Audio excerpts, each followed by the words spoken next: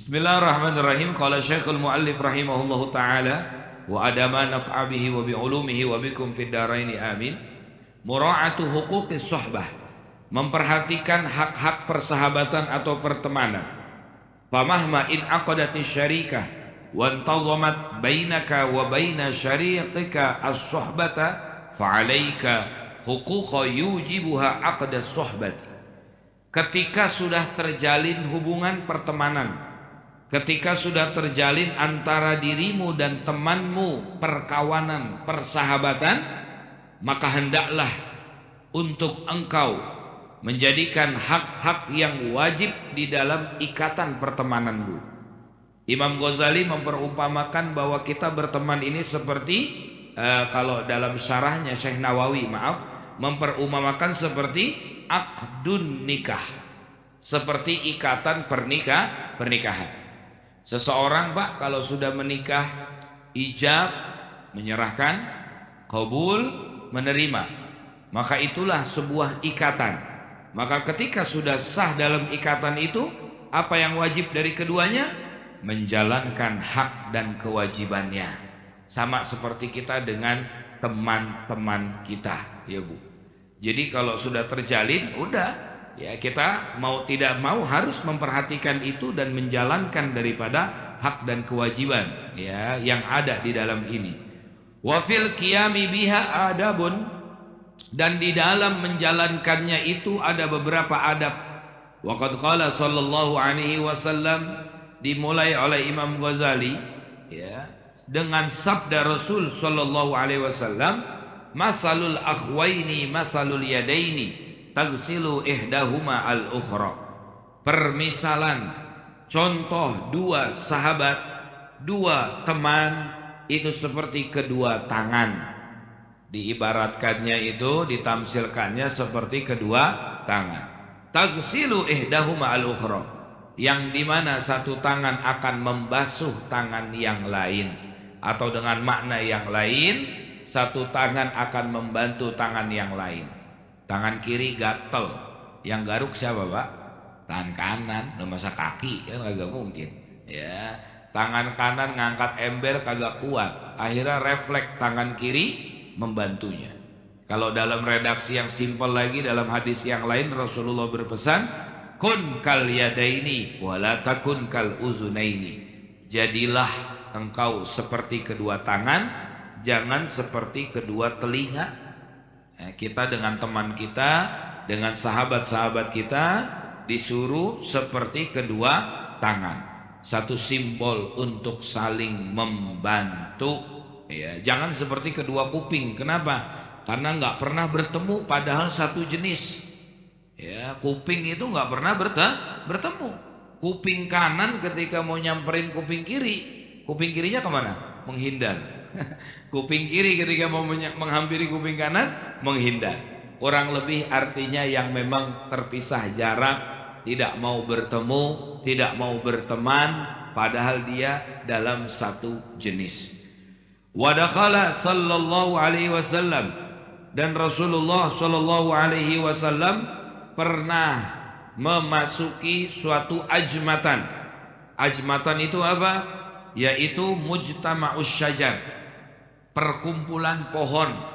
Jadi kayak pohon yang lebat, ada beberapa ranting-rantingnya di dalam. Fajtana minha siwakain, beliau ambil dari pohon tersebut dua siwak yang digunakan untuk membersihkan gigi ya. Diambil dua siwak. Ahaduhuma ma'wajun wal akhar mustaqimun. Yang satu siwaknya agak bengkok ya, yang satu lagi lurus ya. Wa kana ma'ahu ba'du ashabihi, dan saat itu Rasulullah bersama dengan para sahabat-sahabatnya. Dikatakan dalam syarah di antara sahabatnya ini diantaranya adalah Sayyidina Abdurrahman bin Auf dan Sayyidina Utsman bin Affan. Ikhtilafur riwayat, ada perbedaan riwayat. Rasul ambil tuh Pak dua siwak, dua batang kayu tadi, yang satu bengkok, yang satu lurus.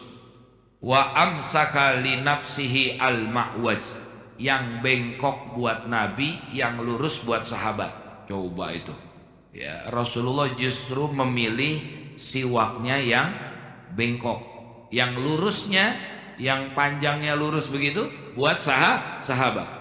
Faqala ya Rasulullah, maka sahabat tentu ya tidak mau seperti ini, mengatakan anta ahaqqu minni bil mustaqim, engkau lebih layak untuk yang lurus ya Rasul. Coba misalnya Pak, kita jalan sama kiai, ya ada dua pilihan, ada barang yang bagus sama yang jelek.